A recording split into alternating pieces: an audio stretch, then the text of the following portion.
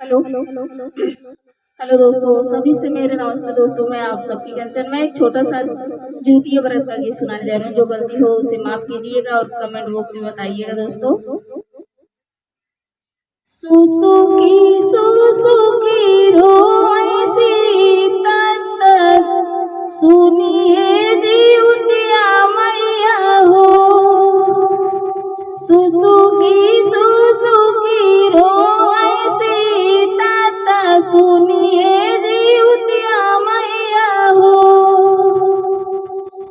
मैया नहीं दीहू गोदिया में हो रिलावता व्रत कैसे करी हो। मैया नहीं दीहू गोदिया में लालनावाज उतिया कैसे पूजी हो। सोनावा के रथ पे चढ़ी हो जी उतिया मैया सीता लगे ठाड़ भैली हो। सोनावा के रथ पे चढ़ी हो जी उतिया मैया सीता लगे ठाड़ भैली हो। सीता कवना संकट तोहरे जियरता हम कबलाऊ हो। सीता कवना संकट तोहरे जियरता हम कबलाऊ हो।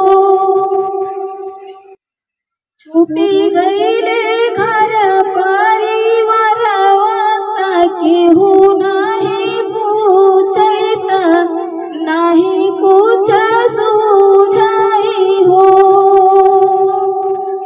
मैया कवन भइल हमसे कसुरवा की लालन बिना तरसे हो।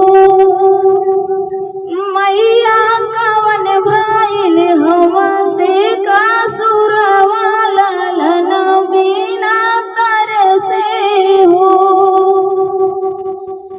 जिनी रोवाए और सीता एक बदले दुई देवई हो।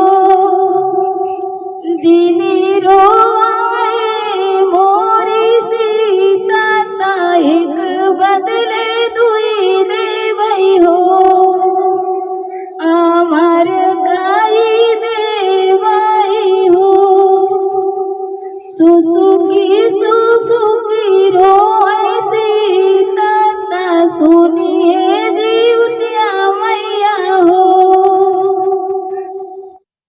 हेलो दोस्तों, मैं अभी इतना नहीं टैलेंटेड है मेरे अंदर, लेकिन मैं कोशिश कर रही हूँ। लेकिन दोस्तों, अगर कोई कमी हो तो उसको बताइए ताकि मैं सुधार सकूं।